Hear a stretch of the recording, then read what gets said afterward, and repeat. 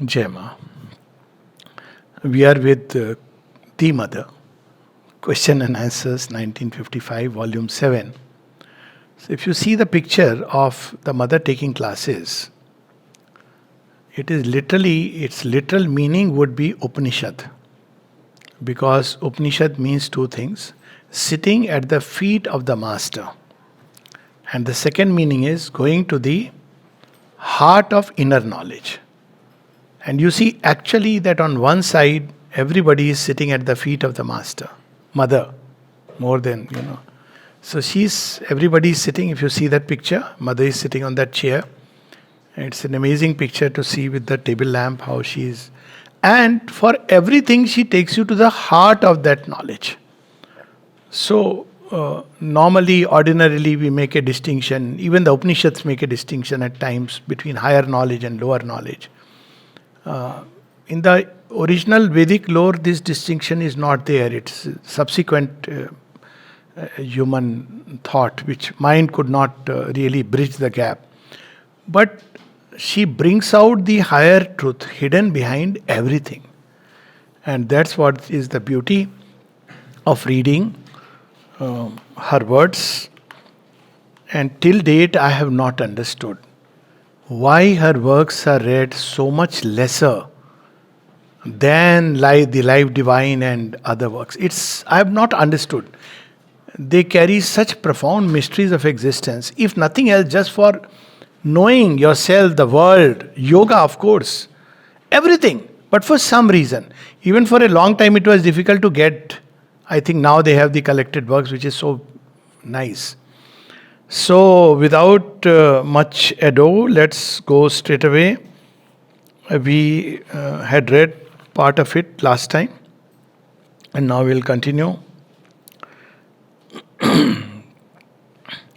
So she says, sometimes when we imagine, there is a famous book which came, The Secret, as if it's given some very profound truth. The mother says, if you have desired certain things, imagined certain things, they carry a force. And they go around. Desires are very active forces. Imagination also, because it's the capacity to throw images.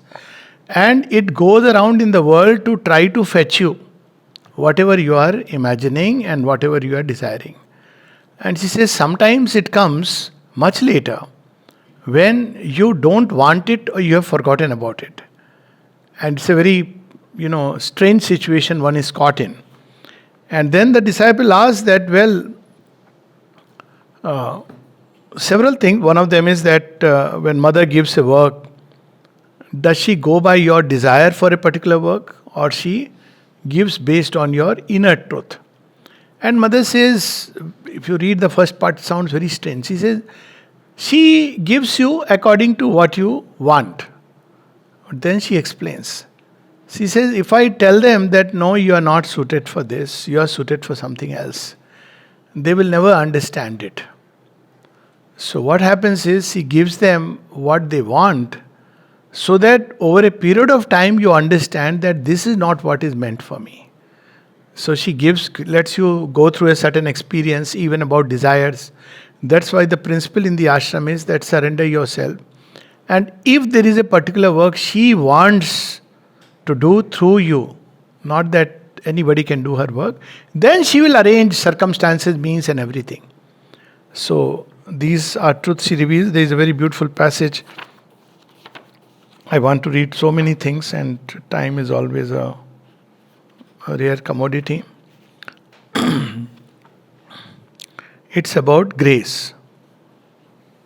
So she first says that people desire, then things come in their life, and then they say that I don't desire it any longer. And then they go through whatever painful experience they have to go through. One must have a great purity, page 239. One must have a great purity and a great intensity in one's self-giving. She says the safety is give yourself. Don't keep demanding, asking. Give yourself to the divine. She knows best. We know that famous example of Amrita on his birthday when mother asks, what do you want, Amrit? He is quiet and she says, I can give you anything. Liberation, there's the 100 things. And Amrita is sitting quiet. And then she says, ask something. Then he says, I want 2 banyans. And people asked him, he says, you think she depends on my asking? She knows what I need. She will give me, I know it. Liberation, highest states she is giving. So why to Banyan? She is asking me, now she is commanding me. So I can't disobey her. So I conveyed my immediate need. So this is the path that those who have gone ahead, they have shown to us. And it's so amazing when you read the life of the disciples. And that absolute trust in the supreme wisdom of the divine grace, that it knows better than we do what is good for us and all that. This trust in the divine grace, when we give ourselves, it should be full of trust that she knows. We don't have to worry about what we need, what is good for us. She will give us what is good for us. Then, if one offers one's aspiration to it, truly gives it with enough intensity, the results are marvelous. Aspiration is different than desires, obviously. So we give ourselves to the divine and we aspire. Let's say that, Mother, I want to be of use to you. Or, Mother, I want to be one with you. Mother, I want your constant contact. Whatever be the aspiration. Then there are marvelous results. But one must know how to see them. For when things are realized, most people find it absolutely natural. They don't even see why and how it has happened. And they tell themselves, yes, naturally it had to be like that. So they lose the joy of gratitude. Many times we'll see that as a child we have aspired for something. And much later you discover that, oh yes, even passingly one has aspired and the divine has granted, prepared you and at a point of time given you.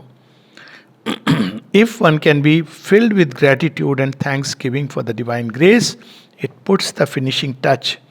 And at each step one comes to see that things are exactly what they had to be and the best that could be. So very simple practice. Turn to the Divine Mother. Give yourself to her grace. Have your aspiration, offer the aspiration at her feet. Don't worry about your life, your demands, desires, anything. And then be full of trust and confidence. And then things will happen. Whatever happens, receive it as prasad and be full of gratitude. That's the yoga. But very few are ready to undertake that kind of yoga.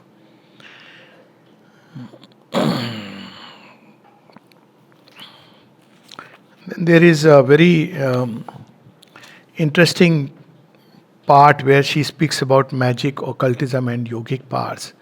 And she says there are people who hunt after powers, occult powers, and they want to be great. They try to, even show that they have either some knowledge or power. And she says it's very dangerous. She says they may succeed, but especially after death, it's not an easy passage for them. She reveals that. She says when powers come to you naturally as a result of yoga, as a gift of her grace, and they are used only under her inspiration, that's a different thing than trying for these powers and using them for satisfaction of the ego. And there is a beautiful image she gives on page 267. There are several images Mother has given about discovering the psychic being. So we can take help of images. So one of the images, to sit in meditation before a closed door, as though it were a heavy door of bronze, and one sits in front of it with the will that it may open, and to pass to the other side, and so the whole concentration, the whole aspiration is gathered into a beam and pushes against this door, and pushes more and more with an increasing energy until all of a sudden it bursts open and one enters. It makes a very powerful impression. And so one is as though plunged into the light, and then one has the full enjoyment of a sudden and radical change of consciousness. This is the sign that one has passed to the other side. It's a reversal, a radical change of consciousness. One feels illumined and there is a peace and joy. And the feeling that one is becoming another person. And this is a very concrete and very powerful way of entering into contact with one's psychic being. So you see so many beautiful, simple methods she has given. Then there are people who speak about photographs of the mother. And there you will see sometimes photograph, this is Maheshwari, this is Mahakali, Mahalakshmi, Mahasaraswati. So people often ask that which one is which. How does it matter? Turn to the mother. She'll take care of everything.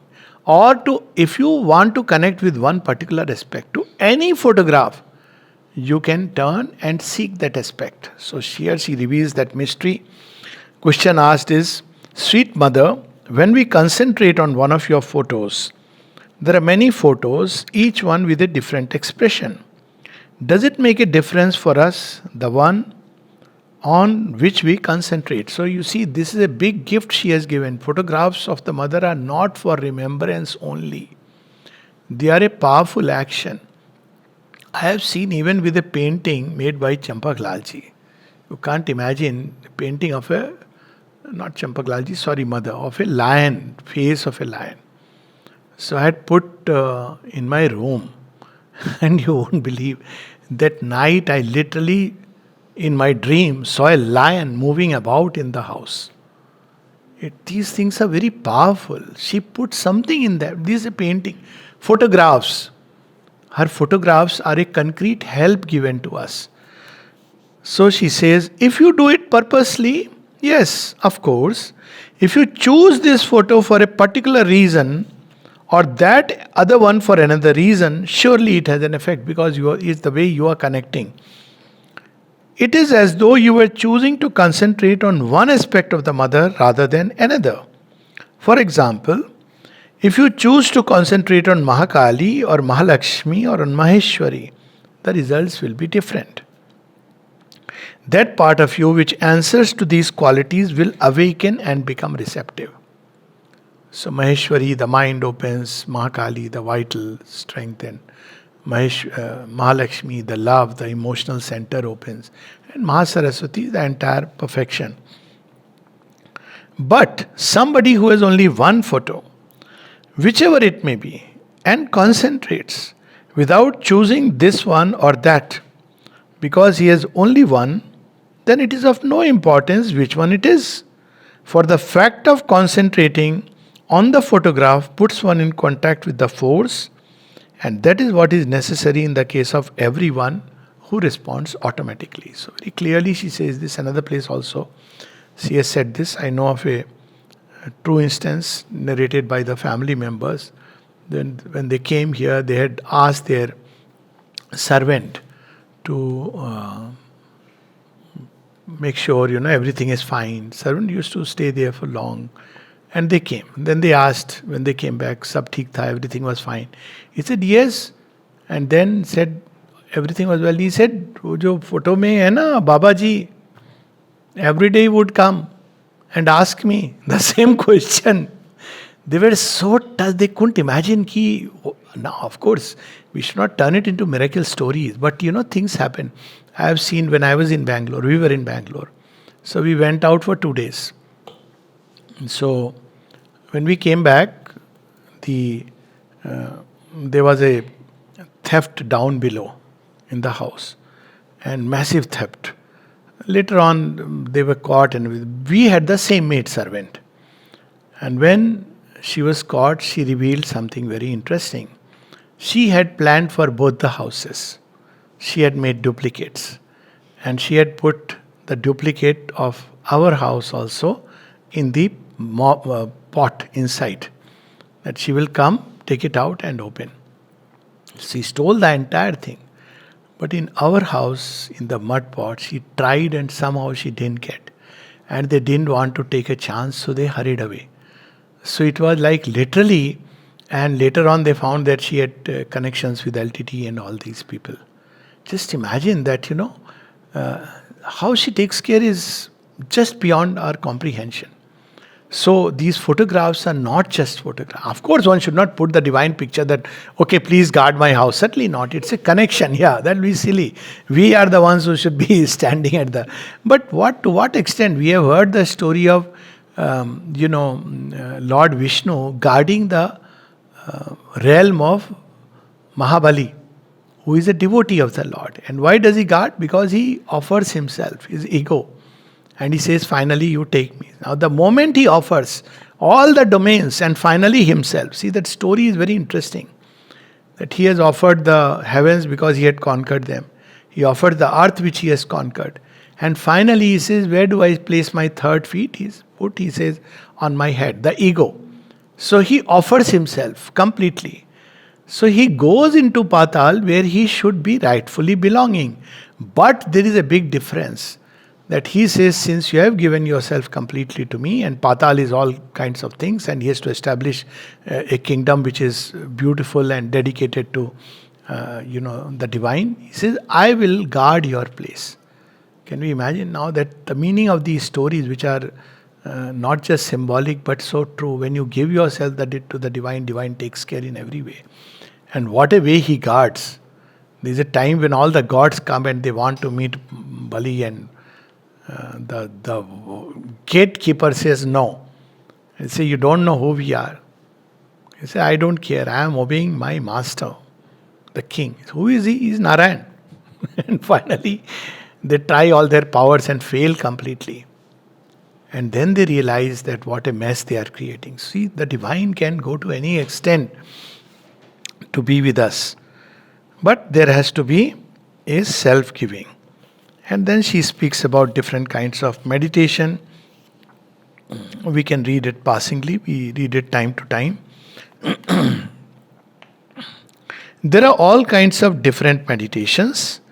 What people usually call meditation is, for example, choosing a subject or an idea and following its development or trying to understand what it means. So subject can be the divine, and idea can be idea of love or the divine presence in all. Now that becomes an idea or an image or a name. But that's more of concentration. There is a concentration, but not as complete a concentration as in concentration proper, where nothing should exist except the point on which one concentrates. So concentration literally means ma. Everything else becomes oblivious.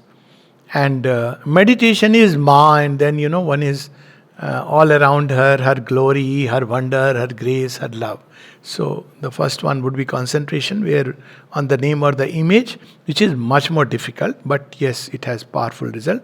And meditation, which is the easiest of all, where around her or around an idea, the mind runs. Meditation is a more relaxed movement, less tense than concentration. And then she gives a very interesting example.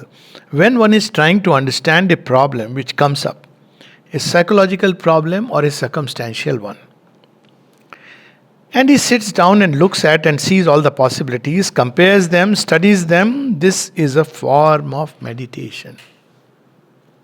Meditation is a mental process. You can pick up anything and around which your mind is turning. Of course, best is to place this problem before the divine after looking at all aspects of it. And one does it spontaneously when the thing comes up. When one is facing a decision to be taken, for instance, and doesn't know which one to take, well, ordinarily one reflects, consults his reason, compares all the possibilities and makes his choice, more or less. Well, this is a form of meditation. Very interesting when you really do that rather than just being driven by the impulse. By the very fact that the mind is moving around the object. A window may open even if you have not given yourself to the divine or brought the divine into picture. The divine can pick up. It's not like an anxiety burdened, oh, what will happen? You are sitting together and trying to find it. Suddenly, depending on our receptivity and of course through the mind, so it will be changed. Intuition changes when it enters. You will feel this is the most rational thing I should do. And behind it, it's still the intuition operating. But it has worn the costume of ignorance in which we are dwelling. So she gives that. Now, there is the form of meditation which consists in a concentration on an idea and concentrating one's attention upon it to the extent that that alone exists. Then this is the equivalent of a concentration. But instead of being total, it is only mental. So, total concentration means physical, vital, emotional, mind. So, mind concentrating on the idea of the divine in all. And just imagine when the heart is engaged with it, the idea of the divine in all, it changes completely. The very body that we are walking and the divine is walking with us.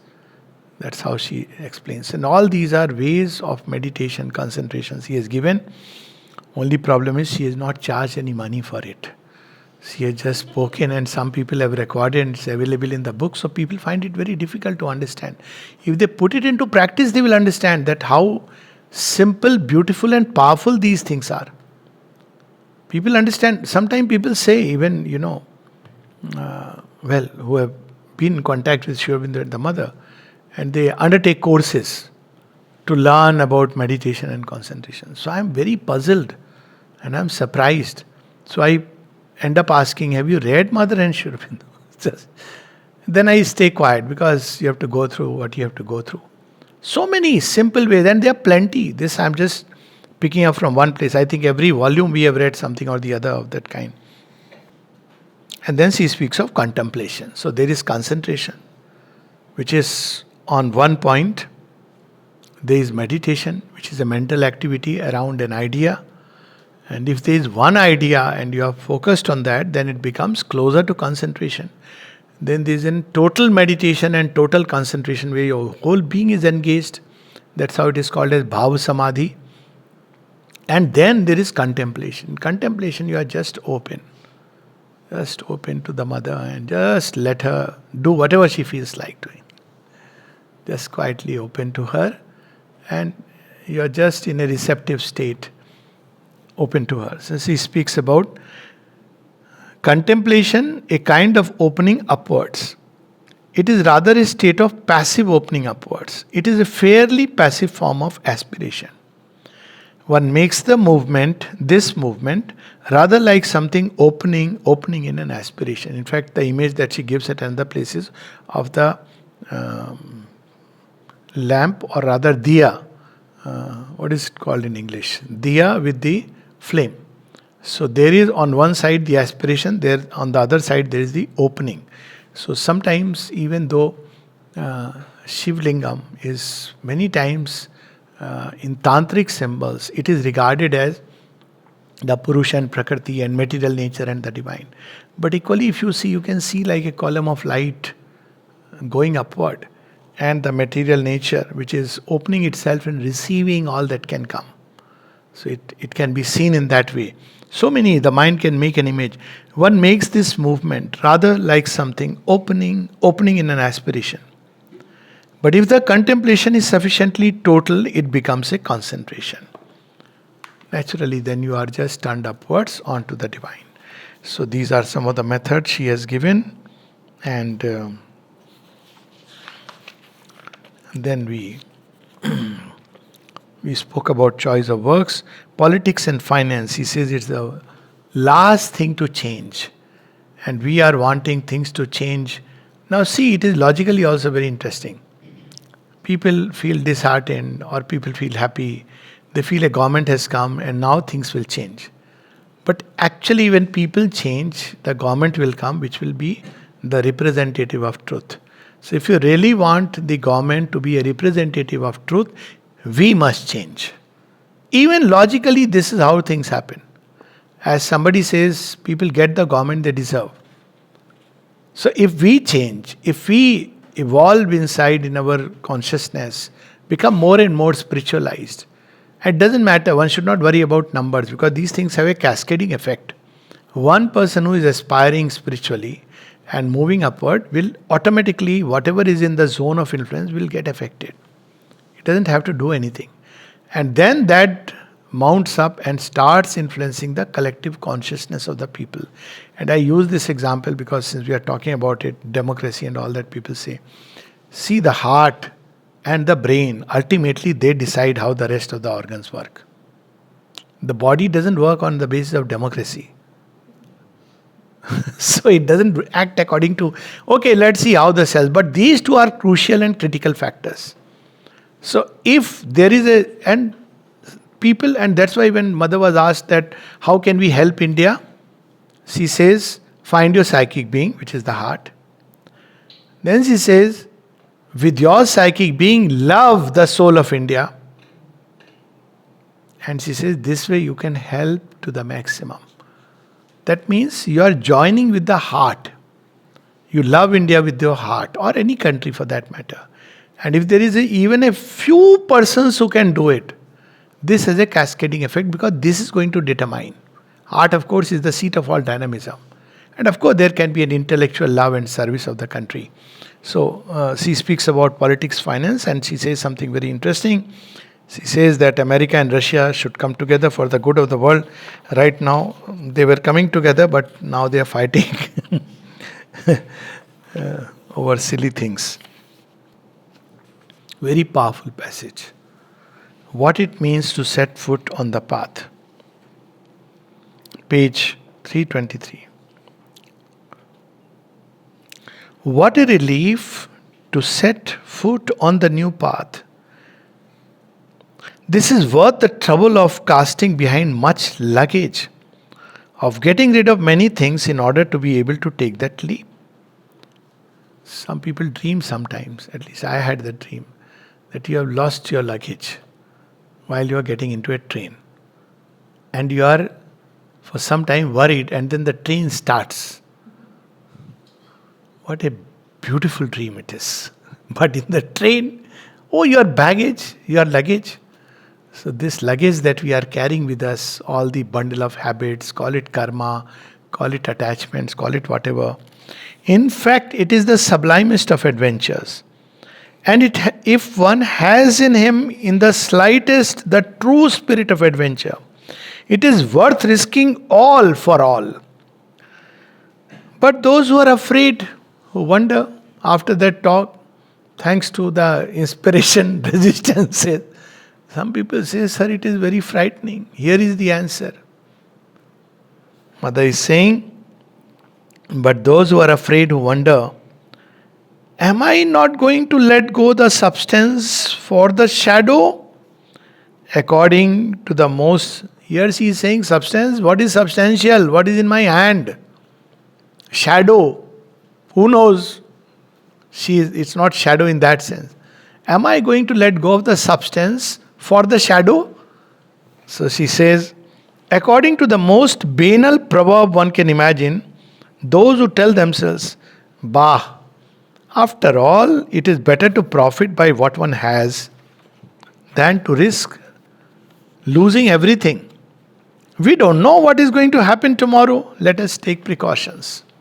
That's why those who try to first find a house in Pondicherry, it doesn't work out like that. It doesn't work out like that. You come, if there is a leap, you'll come. There will be a house waiting for you. Not that somebody will suddenly come, sir, we know your name has been. It doesn't work. It's a leap. You can't do it with a mental calculation. That when everything is ready, then we will come. It doesn't, I've seen so many. It doesn't work. And even if you come, you will ultimately just be in a comfort zone. That's all. So she says, unfortunately, this is very widespread, extremely widespread. In any case, what I call being sincere is this. If one thinks that this new realization is the only thing which is truly worth being lived, if what is intolerable, what is means what life is as it is today, not only for oneself, perhaps not so much for oneself, because one's own personal life may be fine, but still, if one is not absolutely selfish and mean, one feels that truly it has lasted long enough, that one has had enough of it, that it must change.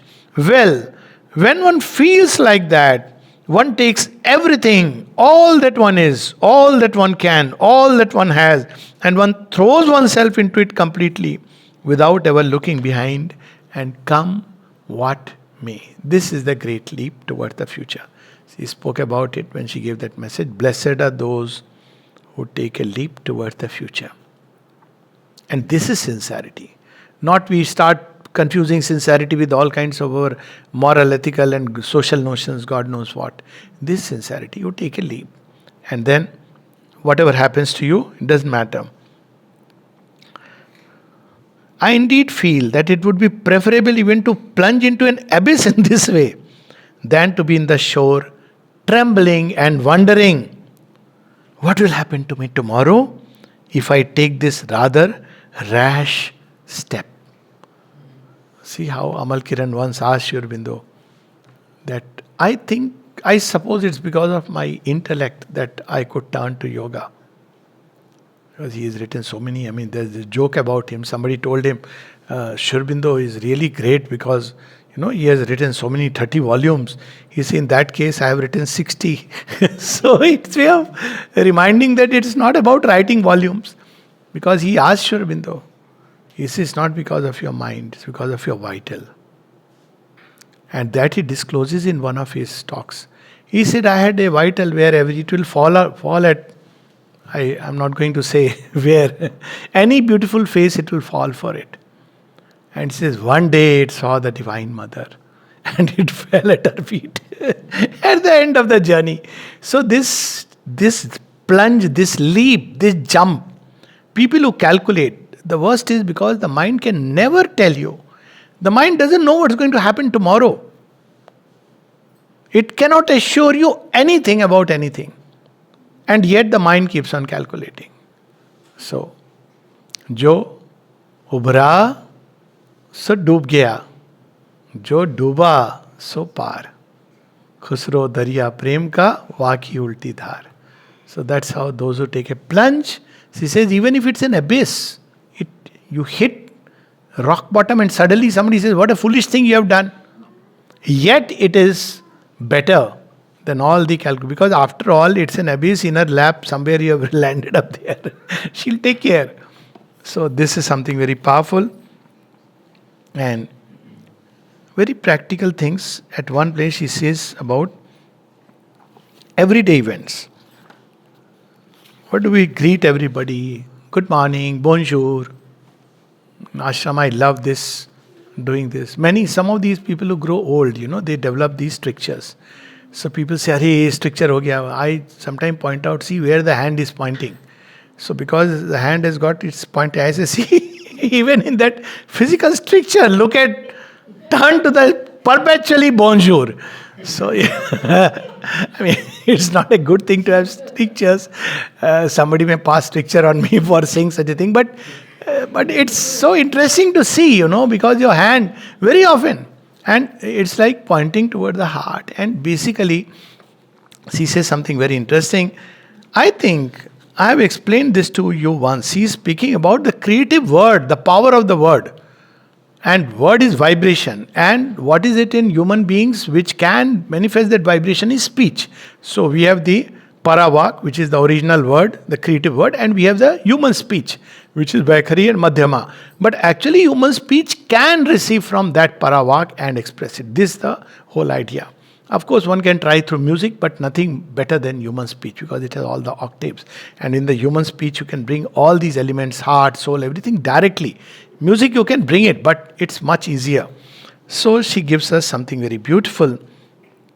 She says, when she speaks about the power of words, there's a whole essay on that, short essay on in volume 2. We have read that earlier, but here she reminds us. I think I have explained this to you once. She has done it in one of her talks. I told you, for example, that words spoken casually, usually without any reflection and without attaching any importance to them, can be used to do something very good. So how? Bonjour, when people meet and say, bonjour.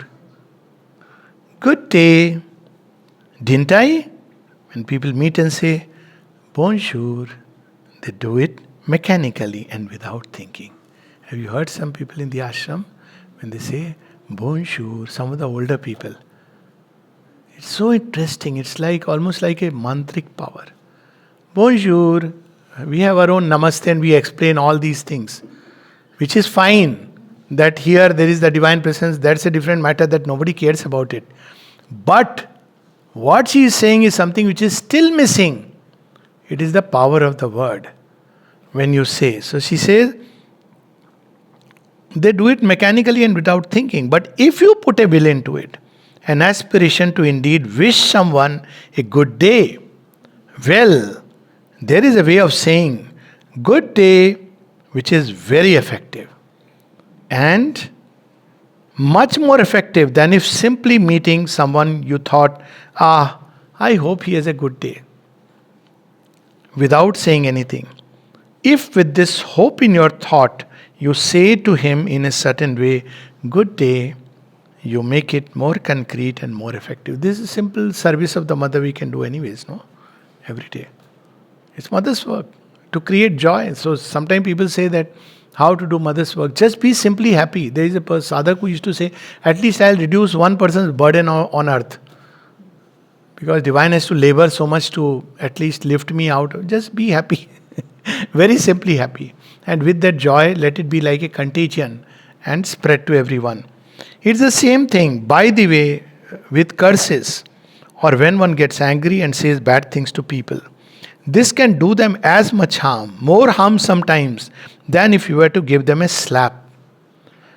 With very sensitive people, it can put their stomach out of order or give them palpitation. So next time when you have a stomach problem, look around. Whose company are you keeping? It's not about where you went and ate and what you ate. As important, in whose company you ate. Just joking. But because you put into it an evil force which has a power of destruction. So we can obstruct mother's work by criticizing people, by saying things about them which is going to say somebody has a defect or a problem. Now when you say, oh, look at that person. So what you have done? You have strengthened that tendency. A very nice story about, Guru Nanak going to a village and there's a person having severe headache. So Guru Nanak said, well, sab apna kiya hua, your karmas. Story could be anybody, it's attributed to him. So, karma hai. So, up what happened? Everybody started looking askance at him. Oh, this fellow is a sinner. That's why he has headache. After 1 year when the Guruji came, he said, thank you, aapki kya kripa drishti ho gayi now, I am cured. He said, you are not cured. Everybody has taken your headache on their heads. Because they were critical of you. They were criticizing you all the time. So when we criticize someone, we are actually heaping trouble and difficulties for the other person as well as taking it upon ourselves. There is, now I remember Guru Nanak's that pad is there. Paap hamare dhoye. Hamare paap, he takes our sins on his shoulder. He says, those who do ninda, those who are always critical of others. So what he says, he is such a nice person, he says it with that touch of humor, that he takes your burden upon himself and cleanses you. Because he shares it. So it's so important. She is reminding us in various ways. And then she describes this very interesting, the difference, something of this yoga. She says that she has heard a story. There are plenty of stories here. She says she has heard a story about Swami Vivekananda where somebody is looking at a sunset and he is sitting with him. She says that I don't know whether this is really attributed to him, but she read it as if from him, that it is, but it could apply to anyone. And whoever there was, and in the story it was Swami Vivekananda, when the person said, oh, look how magnificent is the sunset. This had shocked him deeply. I remember I read this in France and it struck me. I still remember because it seemed to me scandalous. He said, he is whoever the master is, oh, is it beautiful? If you appreciate the beauty of nature, you will never attain the divine. And the mother says, this is a tendency she is fighting against. You can do both. And she says that something very beautifully.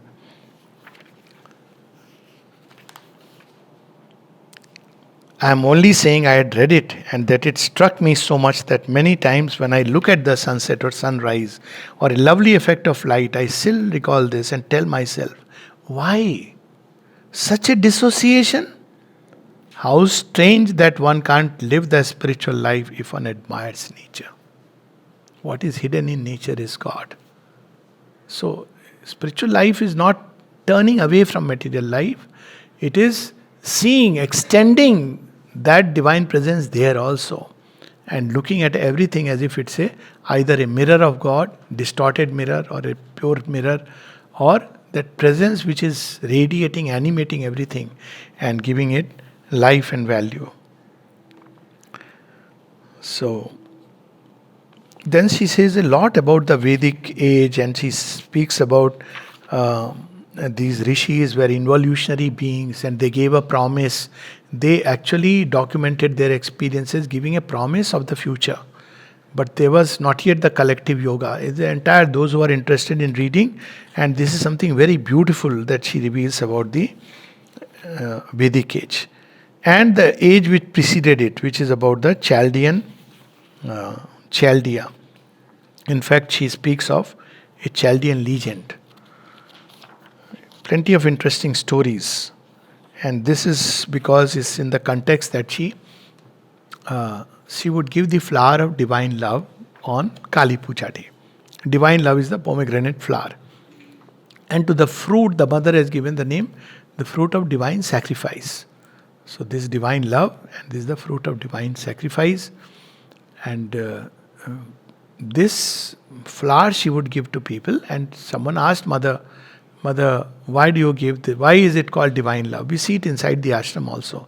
It's very interesting, just as an aside, that you have the divine love tree, which is pomegranate flowers, which you will find if you go towards the little higher ranges of the Himalayas. You will find them. Ramgarh, you have a valley of divine love. Mother has spoken about it. And we also have the cactus, which you find in the desert. I suppose it's a symbol that, well, just as different variety of flowers and plants have found a place there, so too different variety of human beings also find a place here, whereas they will find a place. So she tells this story, and this story is very interesting. It's an old Chaldean legend. It's before the age of the Vedas, and people start interpreting it that what is the name of that person. Each one can have their own guesses. So it's before the age of the Vedas. It's not, people associate, because it's about Arabia. It's not about Islam or Islamic founder or before that. It's important because sometimes people have asked me, long, long ago in the dry land which is now Arabia, a divine being incarnated upon earth to awaken in it the supreme love. As expected, it was persecuted by men. Mark the language carefully. I could actually have a little quiz after this. Just mark the language. As expected, it was persecuted by men, misunderstood, suspected, pursued. Mortally wounded by its assailants, it wanted to die quietly in solitude in order to be able to accomplish its work. And being pursued, it ran away. Suddenly in the vast desert land there appeared a small pomegranate bush. The Savior crept in under the low branches to leave its body in peace, and immediately the bush spread out miraculously. It grew higher, larger, became deep and thick, so that when the pursuers passed by, they did not even suspect that the one whom they were chasing was hidden there, and they went their way.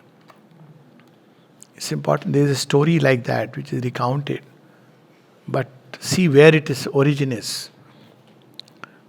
While drop by drop the sacred blood fell, fertilizing the soil, the bush was covered with marvelous flowers.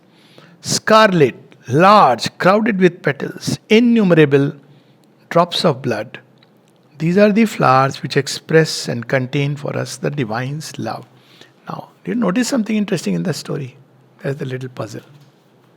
Okay. Someone asked the mother, Mother, who was he? Mother's answer is, did I say it was a he? Very interesting. Did I say it was a he? How meticulously she has. It's obviously her own story, but she is holding it back. It is something worth doing. Listen, many of her stories she has spoken in this way. Like about the theater in Paris or Tokyo, I'm forgetting, Paris. Many of the stories are her stories. She told, see, I was the one in my previous incarnation, I came here as a divine being, and people. Hasn't she said that since the beginning of the earth, I have been here whenever there was the possibility of manifesting a ray of consciousness? She is talking of a pre-Vedic age, Chaldea. And it's a Chaldean legend, which means it is even before that. So just imagine when people talk about, who mother is and what, and she tells it very sweetly, and we may well say it is her love. Very interesting. She is asked how to face criticism, and she says something very interesting. Of course, at first she's saying, just don't bother. People say what they have to say. Don't be a people pleaser. People will anyways say. I keep telling this story of Kallu. Whatever you may do, people will say. If you are kind to someone, they will say you are weak. If you are firm with someone, they will say, see how cruel he is. People will say, so don't worry. If you worry about people, you can't take a step even in life. Forget about yoga. Because she says there are 3 stages of yoga in this very volume. She says first is when you are part of the mass. So first stage is when you become an individual. You make your choices. Second stage, this individuality you have to offer to the divine. Third is when the divine accepts it and manifests himself through you. So these are the 3 stages. So, but here she gives a very interesting, which can be applied anywhere.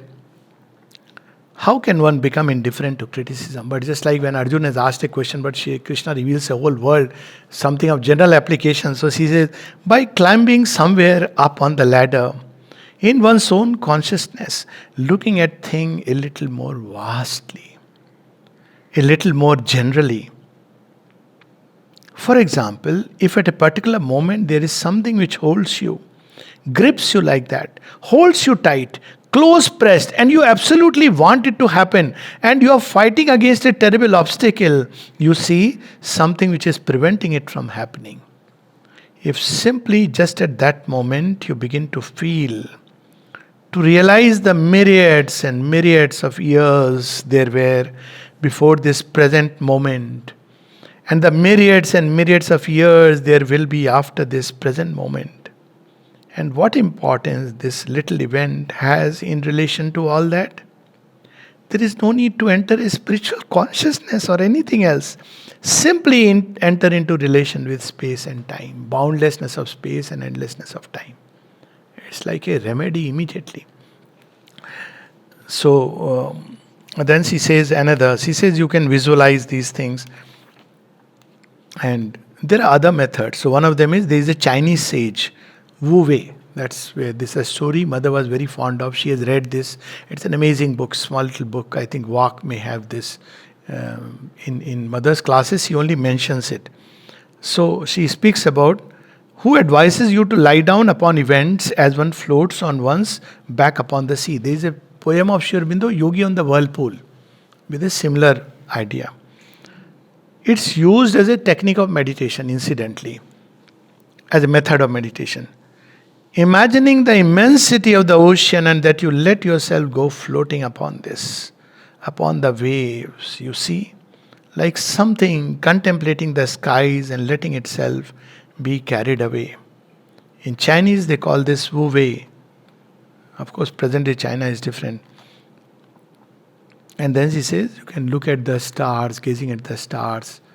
And sometimes you can add, when people tell you things, once somebody said, this human being did this, or this human being said that. Why? This is a dramatization. Why? I tell them, because you haven't said this human being. End of the story. Why you want to put this human being or that human? Human nature is full of all kinds of things. What is so special about this or that human being? So people say things. Why should you be bothered? And this is so powerful, this floating. And personally, an image that I have used, even for myself earlier, and even for people, that you are on Shirisagar. So I put that image because you are ocean of light. And all around are stars and worlds moving around. That vastness, you are floating. And you are in that Sagar is mother's lap. That's it. Just takes a moment of cure. But again, because it's free of cost, I don't know how much effect it will be. Because it's a marketing world. Huh? Unless you pay money, you don't feel good.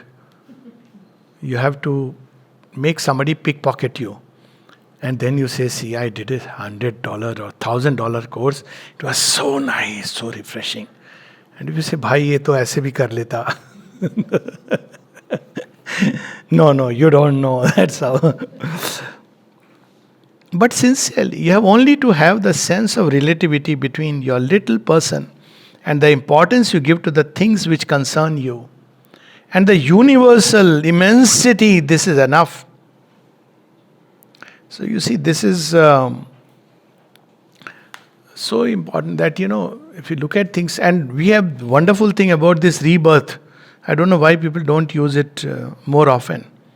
Rebirth means so many lives you have lived and so many lives that are yet to come. And why bother about this small little fraction of moment? So we'll finally come to something very interesting. Everything is interesting. Okay. So this about one of my favorite passages on page 396. She says what the divine can do. And she gives the example of there are two approaches. One is from the heart and the other is from the head. And she gives the story of a girl. And what used to happen is, what is quite miraculous according to ordinary ideas is that as soon as they reach that degree of consecration, which identifies them through their psychic being with the divine presence, suddenly they become endowed with capacities of expression absolutely unknown to their nature. And she gives the example of a girl opera dancer who would dance, and a very good one, and had been put to study there at the age of 8. So then she says she almost did not know how to express herself, and her intelligence, though evident, was untrained. Well, she was attracted like that and felt an imperious need to seek the divine, because she was not that intelligent in front of others, to consecrate herself to him. And she began to dance in his honor at first, like the juggler of Notre Dame. And she truly danced most remarkably. And then suddenly she wanted to express what she was feeling. She began writing letters which were wonderfully poetic. She said surpassing things, and in a still more surprising way, page followed page, and she wrote all with an extraordinary facility. It happened that due to certain circumstances, she had some difficulties. There was something in her nature which pulled her back toward the old nature she had given up, which made her practical and materialistic, made her see things externally, and immediately she became incapable of putting two words together. She could not write a line without making numberless spelling mistakes. So this it tells a living example of what the divine can do. And in that context, he says, just one of my favorite lines, and people often ask, what should I put on the door? There's a line which can be put on the door. It's not the head which has wings, it's the heart. Page 396 on Collected Works, Volume 7. It's this, yes, this inevitable need. Nothing else counts. That's everything. Only that. This need of the divine. And this is the first thing one obtains. For this is the one true joy, the sign that we are. And so, after all, one doesn't care a rap for obstacles and difficulties. What can that do to you? It doesn't count. One laughs at time also. What does it matter to you if it takes long? For a much longer time, you will have the joy of aspiration, of consecration, of self-giving. When people would say, Arey, how much time it will take for supramental? I said, why are you worried? If it takes 1,000 years or 10,000 years, you will have the joy of serving the divine in this way. For this is the one true joy, and this joy fades away when there is something egoistic. And because there is a demand, which one calls a need, which is mixed in the consecration, otherwise the joy never disappears. This is the first thing one obtains, and the last one realizes, and it is the sign of victory. That's how you see in Savitri, And Savitri tells that I have already conquered over thee within, because I do not shake in front of you. I am full of calm, love, joy, everything is there. And then it is the last realization. So this joy is given immediately. So long as you can't be in joy, a constant, calm, peaceful, luminous, invariable joy, well, it means that you have still to work to purify yourself. And sometimes work hard. But this is the sign. And that's why she at one place, Mother says, we'll come to that in volume 10. She says that, and for this, let us avoid people who are very serious. So, this is and so beautiful. So, finally, okay. She says it's only this joy which can conquer the adversary. Very clearly, she says. And the final part is, of course, as always, a lesson for all of us, both in the ashram and outside. And she first describes that we all are representative in this path, and so each one does the sadhana for everyone. So if she gives an example, if there are 50 people and only one is seriously taking up the yoga, then others who are not taking up, they will benefit from it. So the disciple asks, so she says, yes, your difficulties will multiply. So he says, so? He says, in that case, the best case scenario is all are doing yoga. Then everybody shares with others. But this is practically, it's a very rare thing. So always in the ashrams, she said, there are only few people who are doing yoga. And she was asked, then what about others? She said, they are there to give the experience of the world. You can't. So few people are doing yoga, but that's okay. Everybody is receiving the prasad of the yoga. After all, it's a yajna. So there are few people who come for the yajna and what a preparation and mantra and havi and everything. But prasad everybody takes. And that's what collective sadhana is. Collective yoga is not gathering a group of people together and, making members and going on that kind of drive. Collective yoga is where each person, because his consciousness expands, starts doing for everybody else. And then she says, this is how the ashram came into being. That they had this choice, the mother and Sri Aurobindo, that should we go ahead alone and realize everything, or should we take everybody together? And then she says the decision was spontaneous, so they started taking everybody together. So she says, so in addition to your own personal difficulty, you have all the frictions, all the contacts, all the reactions, all the things which come from outside as a test, exactly on the weak point, the thing that's most difficult to solve. It is there that you will hear from someone the phrase which was just the one you did not want to hear. Someone will make towards you that gesture which was exactly the one which could shock you. You find yourself facing a circumstance, a movement, a fact, an object, anything at all. Just the things which, how I should have liked this not to happen. People change departments. But you can't change your consciousness. Till you change it, you will keep on meeting the same situation everywhere. And more, because you do not do your yoga for yourself alone, you do the yoga for everybody. So that's why she says, when people come and tell me, I come here for peace, quietness, leisure, to do my yoga, I say, no, go away. Immediately. Somewhere else. She would often send to Raman Maharshi's ashram. Go to Tiruvannamalai. You want peace and do individual yoga, you go there. You will be much more peaceful anywhere else than here. Of course, there is a wonderful peace here which comes. But that's a peace then once established, even in the battlefield it is there. If someone comes and says, well, here I am, I feel that I should consecrate myself to the divine work. I am ready to do any work at all that you give me. Then I say, good, that's all right. If you have goodwill, endurance and some capacity, it is all right. But to find the solitude necessary for your inner development, it is better to go somewhere else, anywhere else, but not here. So, she reveals all this. And finally, she closes by saying, And she speaks about you will also find within yourself the very opposite of what you have to manifest. And I have given the example already once, I think. For instance, a being who must represent fearlessness, courage, a capacity to hold on without giving way before all dangers and all fights. Usually, somewhere in his being, he is a terrible coward. And he has to struggle against this almost constantly because this represents the victory he has to win in the world. Here it increases because this is the place of the realization. The monkeys were happy in Kishkinda.